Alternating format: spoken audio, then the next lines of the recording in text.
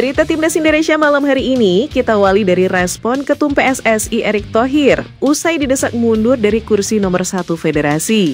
Dan yang terhangat, Erick Thohir beri bocoran 5 nama calon pengganti Patrick Kluivert di Timnas Indonesia. Penasaran? Yuk simak info selengkapnya hanya di Kick Off Football.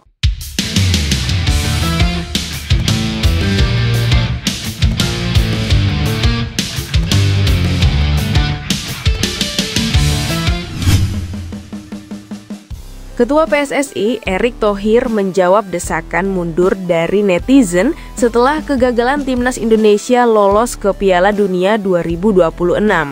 Dalam YouTube Bukan Kaleng-Kaleng yang tayang pada Selasa 4 November kemarin itu, Erick Thohir mengisyaratkan masih akan memimpin PSSI hingga masa jabatannya berakhir pada 2027.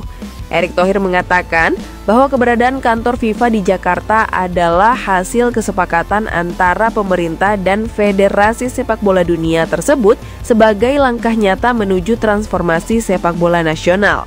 Erick Thohir mengungkapkan bahwa amanah sebagai ketua PSSI adalah tanggung jawab besar yang harus dijaga dan dijalankan sebaik mungkin hingga masa jabatannya berakhir sambil membuka ruang bagi siapapun yang ingin maju pada pemilihan 2027. Waktu itu juga ada kesepakatan pemerintah dan FIFA. Kenapa ada kantor FIFA di sini? Untuk transformasi. Nah, jadi amanah ini yang saya harus pertanggungjawabkan dan jaga. Dan itu yang saya bilang, pada 2027 ada pemilihan, silahkan saja, kata Erick Thohir. Erick Thohir juga meminta publik untuk memberi kesempatan kepada PSSI dalam menjalankan tugas dan program kerja dengan segala kekurangan yang ada. Menurutnya, seluruh program yang dijalankan saat ini merupakan bagian dari upaya berkelanjutan. Erick Thohir menilai mustahil bagi seorang pemimpin untuk menutup telinga dari suara publik. Ya, tapi program yang hari ini ya kita coba dorong. Nah, artinya itu yang saya berharap. Dengan kritikan, saran, ya kita terbuka. Orang kita bagian dari masyarakat sepak bola. Masa saya menutup kuping? Ya nggak mungkin. Orang di semua kesempatan kita harus mendengarkan masukan dan saya tidak membela diri. Saya rasa saya tipe orang yang sangat terbuka, ya kan? Kata Erick Thohir. Merespon berbagai tagar di media sosial yang memintanya untuk out dari PSSI, Erick Thohir menganggapnya sebagai bentuk introspeksi diri. Ya nggak apa-apa, itu justru jadi introspeksi diri dong. Masa itu malah membuat kita keras kepala? Enggak, justru kita dengar, oh ini salahnya apa ya? Oh mungkin ada koreksi yang harus dilakukan. Itu harus kita lakukan. Jadi saya tidak menutup diri, saya terbuka. Saya bilang mohon maaf. Saya bertemu banyak pihak, tidak hanya di dalam dan di luar negeri, untuk menyusun ulang lagi dengan segala masukan dan kritik itu. Dan kembali introspeksi diri juga, kata Erick Thohir. PSSI melalui Ketua Umum Erick Thohir terus berupaya mencari sosok pelatih kepala baru untuk Timnas Indonesia. Erick Thohir mengungkapkan bahwa PSSI telah menyeleksi 5 nama kandidat dari 3 hingga 4 negara berbeda untuk mengisi posisi yang ditinggalkan oleh Patrick Kluivert. Proses pencarian ini dilakukan dengan hati-hati mengingat jadwal padat agenda tim nasional dalam kurun waktu 1 tahun ke depan. Erick Thohir juga merinci jadwal FIFA Matchday yang akan dihadapi skuad Garuda.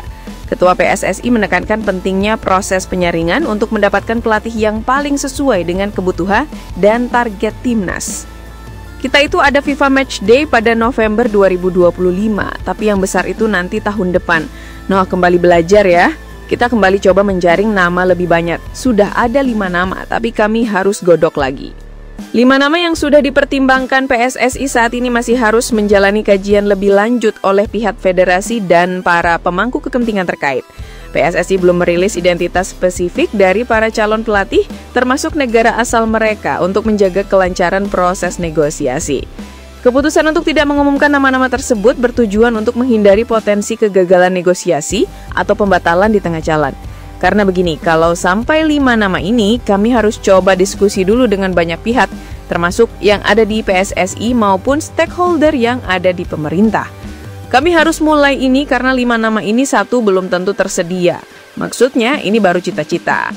Ia menjelaskan bahwa 5 kandidat yang ada saat ini merupakan hasil penyaringan dari 10 nama yang sempat masuk dalam daftar awal PSSI. Proses ini mengingatkan pada penetapan Patrick Kluivert sebagai pengganti Shin Tae-yong yang sebelumnya dipecat pada Januari 2025. Erick Thohir berbagi pengalaman bahwa mencari pelatih kepala yang berkualitas memerlukan kesabaran dan proses yang bertahap, serta tidak selalu berjalan mulus. Ia menambahkan resiko kelima kandidat menolak tawaran juga harus menjadi pertimbangan PSSI.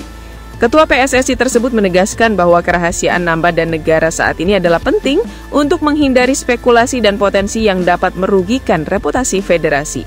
Penentuan pelatih baru ini krusial untuk persiapan timnas Indonesia menghadapi serangkaian FIFA Matchday dan turnamen internasional lainnya di masa mendatang.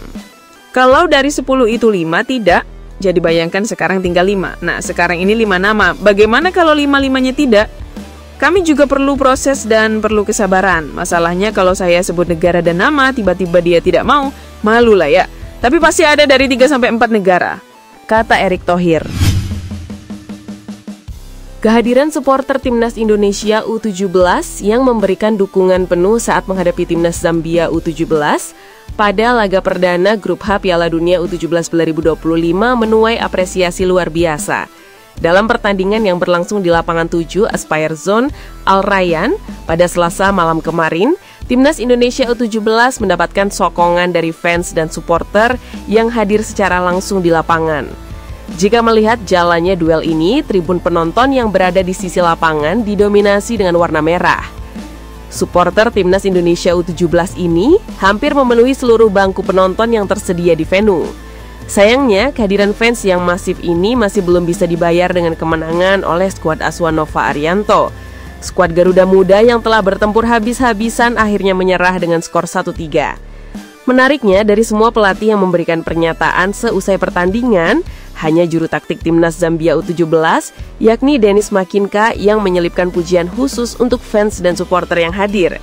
Menurut Denis Makinka, fans dan supporter yang mendukung Timnas Indonesia U17 sangat luar biasa.